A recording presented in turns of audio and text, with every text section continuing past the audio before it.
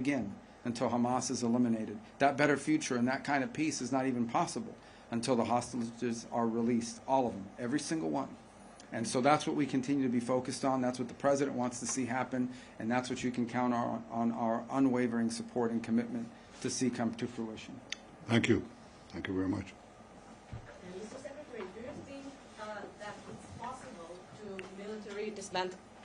Thank you. Can you just state your name and the outfit you're from? Yeah, sure.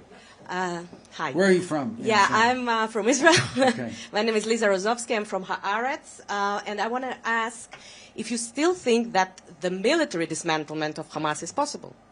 Well, Hamas can surrender tonight if they want, lay down their weapons. The problem is they're a terrorist group, a barbaric group, whose stated mission is the destruction of the Jewish state, so we're not counting on that from happening.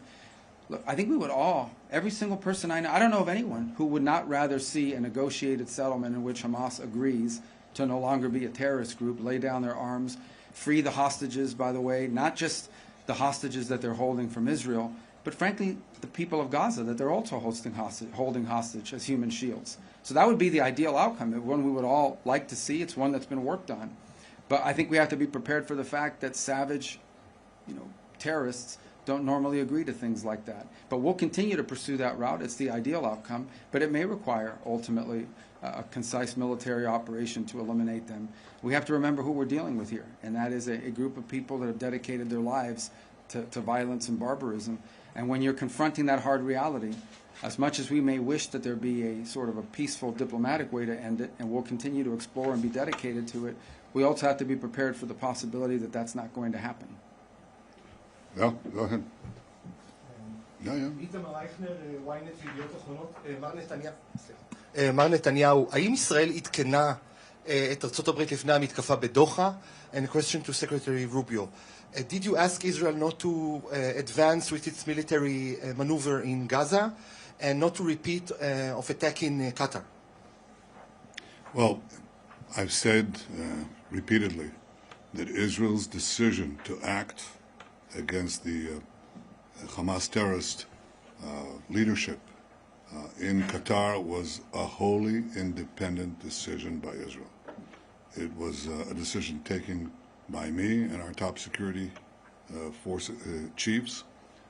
It was conducted by us, and we assumed full responsibility for it because we believe that terrorists should not be given a haven, and the people who planned the worst massacre of the Jewish people since the Holocaust cannot have immunity.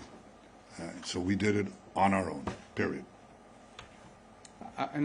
All I would add is that we are focused on what happens now, what happens next, what role can Qatar play possibly in reaching an outcome here that leads not just to the end of this hostilities, not just to the release of all of the hostages, both living and deceased, not just the disarmament and elimination of Hamas, but also a better future for the people of Gaza, which isn't possible as long as Hamas exists, which isn't possible as long as 48 hostages are being held.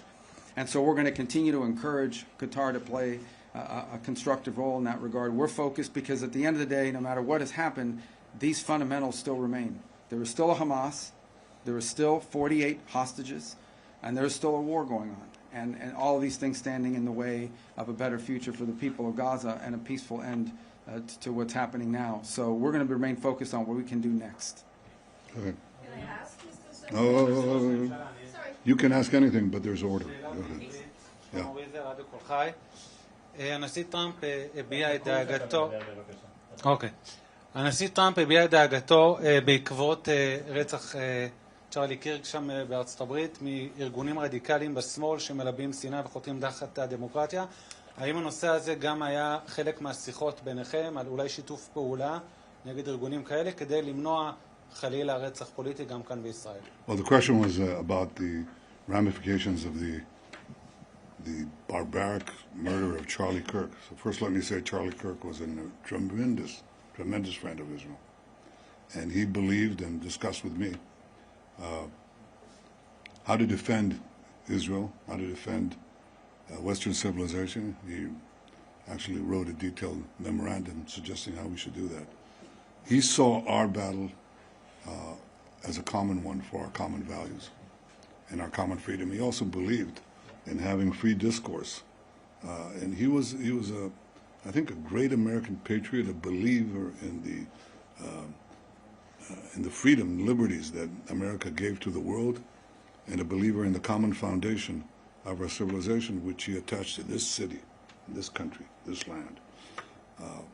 He was struck down. I think the most important thing is to make sure that his legacy isn't struck down, that it continues to live. Now, you know, some people are irreplaceable. Charlie was 31 years old. My own brother was 30 years old when he fell in the rescue of hostages in Entebbe. And, you know, some of these people come once in a century. But it's their legacy that has to live on. So we're committed, I'm committed, and I know the President, President Trump is committed, and I'm sure that's true of Secretary of State Marco Rubio, to make sure that that legacy lives on. How to address the threats is what you're saying. How do you actually address the threats of the poisonous incitement of the people who don't believe in free speech, who believe in the imposition of their views on others, who speak of democracy but actually want to trample democracy into the dust? How to deal with that? I think it's a common problem. I think the world right now, the Western world, America, Israel, are being challenged by extraordinary violence from political opponents within the countries. Extraordinary violence. President Trump has, there's been 2 attempted assassinations on him. One nearly succeeded. I've been targeted myself with death threats, which are pretty much daily. My family is targeted. And so are ministers and public figures. They're harassed. They're threatened in Israel and in America. And this is a challenge to our democracy. Democracy is supposed to be the nonviolent resolution of conflict within a society. Nonviolent resolution. The decisions are made not by bullets, but by ballots. And these people increasingly are more and more violent. And the more they speak of democracy, the more they threaten it. They basically say that the greatest danger to democracy is democracy. You're not going to have the rabble decide. I mean, these people who go to the polls, who are they? We're the enlightened ones. We're raised above that. That's the true democracy. The true democracy is to ensure that there is no democracy. And there's double talk. There's the use of words that mean entirely different things. And that certainly won't derail us. But I'm sure that we should take all the actions independently and jointly to protect our liberties, our way of life, our democracies. Well, a couple points on, I think it's horrifying to see any human being executed before the entire world because of the social media.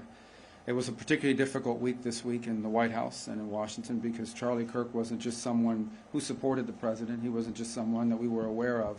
He was a personal friend to a lot of people in that White House. The president, to the vice president, to multiple people. It was a combination, you know, political assassination, but also death in the family type event. And it was shocking to a lot of people to see. Apart from the tragedy of it for him and for his family and for the nation, really, is the irony.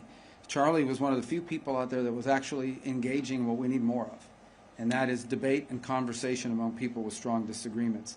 People know Charlie Kirk because of his role on campuses. He would go on college campuses, and he would actively seek out and invite people who strongly disagreed with him to come to the microphone and engage in a back and forth. The alternative to the back and forth is to just attack each other. It's very easy to just do podcasts and just do interviews and give speeches where you attack the other side. It's much harder to engage people whose views are diametrically opposed to yours and engage them in a debate. And he did that. But he didn't just do that on college campuses because that's what he was best known for. He did that online as well. Charlie was a frequent guest on the podcasts and on the shows of people who he did not agree with. And he had guests on his show that he did not agree with. He was actually a guest on Gavin Newsom's podcast and engaged in debate with the Young Turks, and as well as going around the world engaging in some of these lecture series with people from the other side. And I don't even say the other side of the aisle, other side of ideological divides, because sometimes it wasn't just partisan. And to see someone who was engaged in what we need more of, assassinated in the process of doing exactly that. Because that's where he was assassinated. He was assassinated in the middle of that kind of discourse. I think was an effort not simply to silence Charlie's voice, but I think is an effort to intimidate and silence that kind of effort in America. And I think for the world to engage in that kind of discourse with people you disagree with. And once a society loses the ability of people with strong disagreements to engage in discourse, then the only option you're left with is either silence or violence, neither one of which is acceptable. Both are very destructive. Let's take from the foreign press. Let's Thank you. Tom Bateman from BBC News. First of all, Mr. Secretary, you have very vocal anger from Arab countries, your Gulf allies, over the Israeli strike last week, accusing Israel of barbarism in their words. Isn't this a crisis now for American diplomacy? And how are you going to assure your Gulf allies, as the President says, that this won't happen again? And Mr. Prime Minister, can you give us your assessment of whether last week's attack did actually kill any of the Hamas leadership in the building? And in Gaza City, with tower blocks being destroyed every day, dozens dead daily, are you simply using the civilian population of Gaza as a means to apply pressure on Hamas? Well, let me begin with a question you asked me, and that is, we have strong relationships with our Gulf allies. We work very closely with them on a number of things. We've been engaged with them. We've been engaged with them consistently before what happened and after what happened. And ultimately, the point we will make to everybody is that some fundamentals still remain that have to be addressed, irrespective of what has occurred. The reality of it is we still have 48 hostages. We still have a Hamas that is not only holding 48 hostages, they're holding Gaza hostage, and they're using civilians as human shields. There's still a dangerous element, and as long as they exist, as long as they're around, there will be no peace in this region, because they are not agents of peace, they are agents of barbarism. And it's still a fundamental fact that the people of Gaza deserve a better future, a future which is not possible until the hostages are all released and Hamas no longer exists. All these fundamentals still exist. They all still have to be addressed. And that's what we're going to remain focused on as we engage with our allies in the Gulf, is how can we continue to work together to address those three things, which we think are pillars. Solving those are pillars of the broader construct I think all of us hope for the region. There's immense cynicism and hypocrisy in the condemnation of Israel. After 9/11, the Security Council of the United Nations passed Resolution 1373, and that resolution said that states must not harbor, give safe haven, finance, plan, or allow such actions for terrorists. It didn't say some actions in this part of the world, or some nations cannot do it in this part of the world, but they can do it in another part of the world. And of course the United States acted very boldly against the terrorist havens that were given to Al-Qaeda in Afghanistan, the terrorist haven that was given to the chief terrorist, bin Laden, in Pakistan.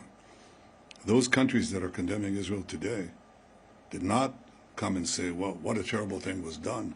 The sovereignty of Pakistan was violated. The sovereignty of Afghanistan was violated. You don't have such sovereignty when you are effectively giving a base to terrorists and a place where they can ply their gruesome trade. So it's the right of every country under international law to defend itself beyond its borders against those who would kill their citizens, murder them en masse. That is what guided Israel. What are we trying to do in Gaza? You say we're bringing down those towers to intimidate people? We're not bringing down those towers to intimidate people. Those towers are serving as Hamas strongholds. But what we're doing is we're telling the population, because we're going to take over and destroy the Hamas stronghold, they're one of the last two strongholds and the most important one that Hamas has left in the Gaza Strip. We ask you to leave. And what is Hamas doing? They're asking them to stay because they want to use them as human shields, as they've done from the beginning of the war. And we say, leave, please leave. do leave, fast, and as fast as you can. And that's what we're doing right now. Hamas is telling them, Hamas is not only telling them, don't leave, but in previous occasions, including a few weeks ago, they shoot them. They shoot women and children in the legs, beginning with the legs, then they go higher if it doesn't work, to keep them in harm's way. So I think that to the extent that the world again is falsely condemning Israel, they should get their priorities and their facts right. It is Israel that is trying to clear the combat zones from civilians. It's Hamas that's trying to keep them in. So we'll continue to do what we can to make sure that they're out of harm's way, and we'll complete our mission, which is to free all our hostages, get them all back, and make sure that Hamas is eliminated. And on the assessment of the impact of the strike, whether the leadership was killed in Doha? Well, we're still getting the final reports. I'll tell you what the impact of the strike is. We sent a message to the terrorists. You can run, but you can't hide, and we'll get you.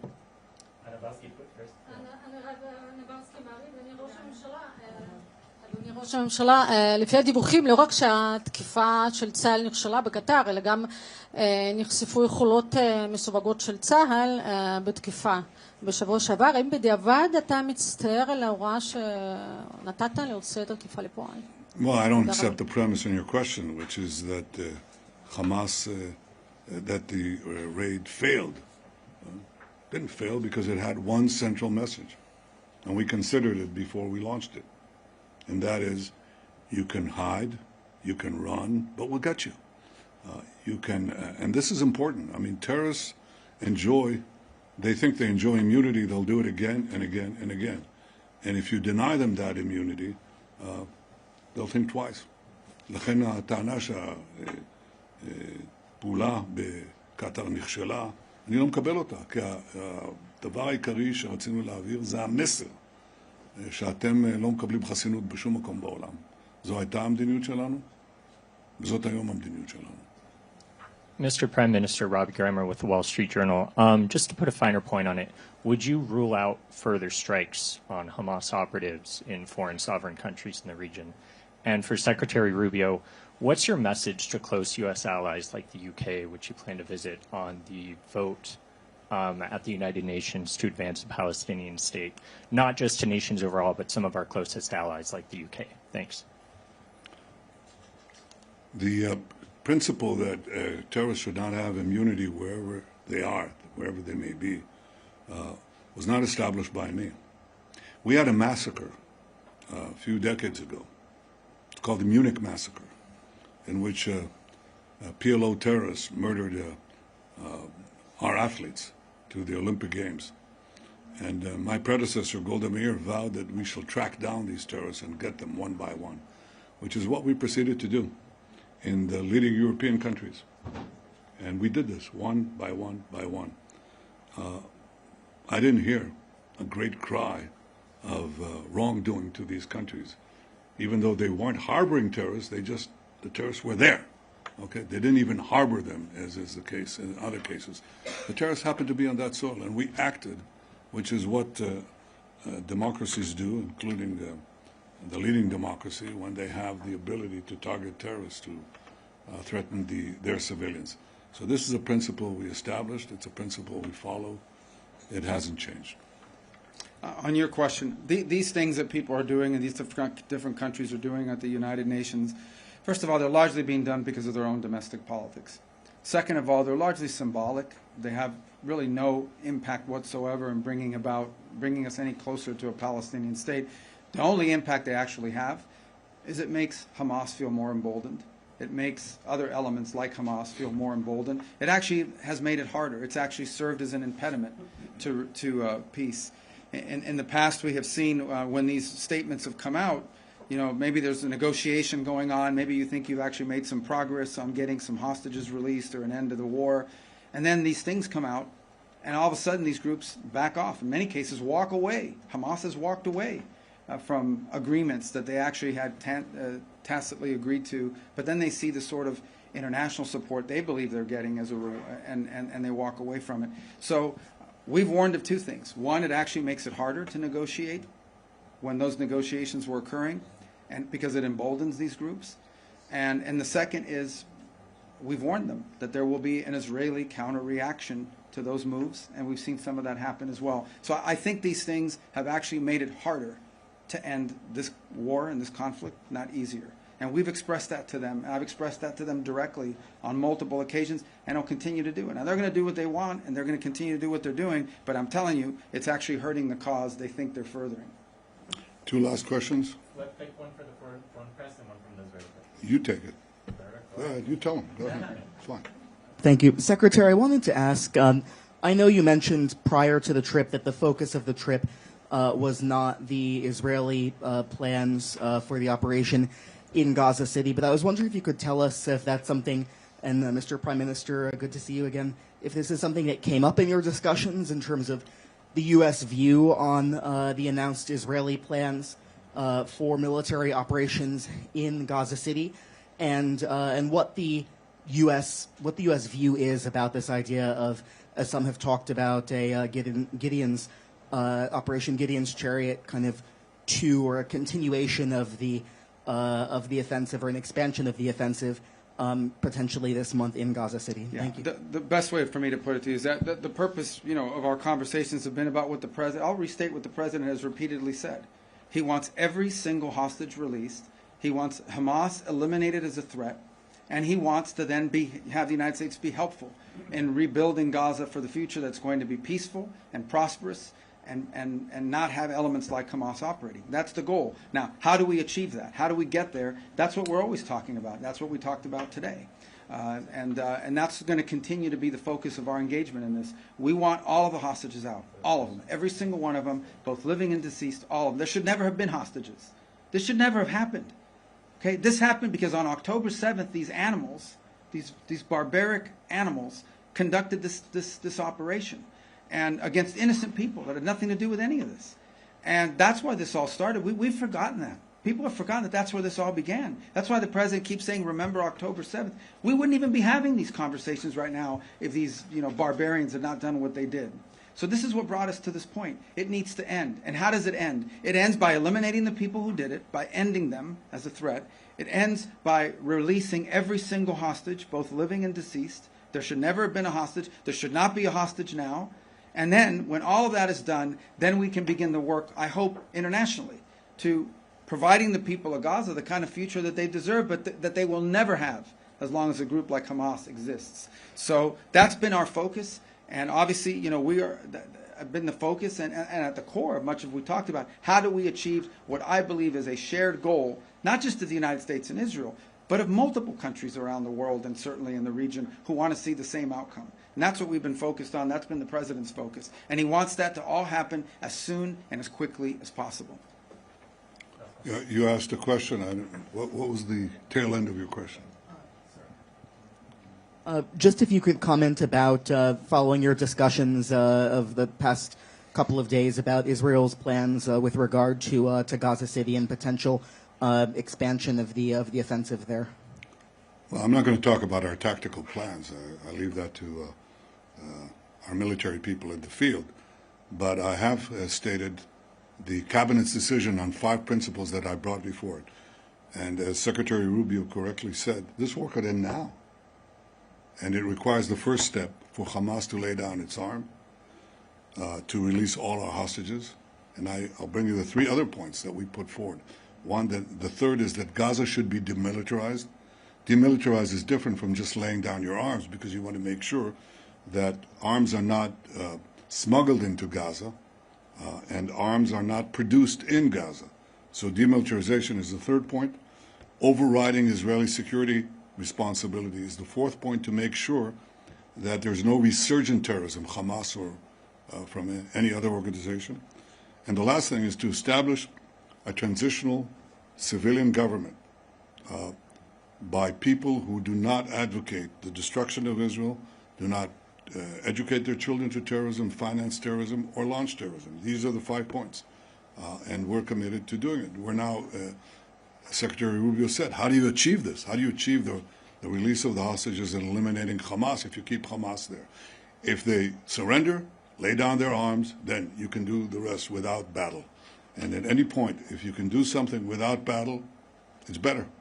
having been in battle, I can tell you it's not a lot of fun. And to see your friends die next to you is not a lot of fun. Or maimed for life, that's not a lot of fun. So if we can achieve this by having a Hamas surrender, all the better. One last question. I don't know. בבקשה. תודה. אברהם חסון, ערוץ 14. ראש הממשלה, מהם הצעדים המשותפים כתגובה אפשרית להצהרה עתידית על מדינה פלסטינית באו"ם, והאם הוא עלתה אפשרות לחלת ריבונות ביהודה ושומרון כתגובה לצעד העתידי? צעד העתידי הוא צעד עתידי, אתה לא חייב לחשוף אותו לפני כן, אבל ברור שאם נוקטים פעולות חד-צדדיות נגדנו, אז פשוט מזמינים פעולות חד-צדדיות מצידנו. Thank you very much. That's it. Thank you. I want to acknowledge, the presence of two extraordinary ambassadors here, Ambassador Huckabee, American ambassador to Israel, and Ambassador Leiter, Israel's ambassador to the United States, our foreign minister, Gideon Saar, our National Security Council head, Tzachi Hanegbi, and my staff, and your staff. Yeah, all great people. Thank you. Thank you. Thank you very much.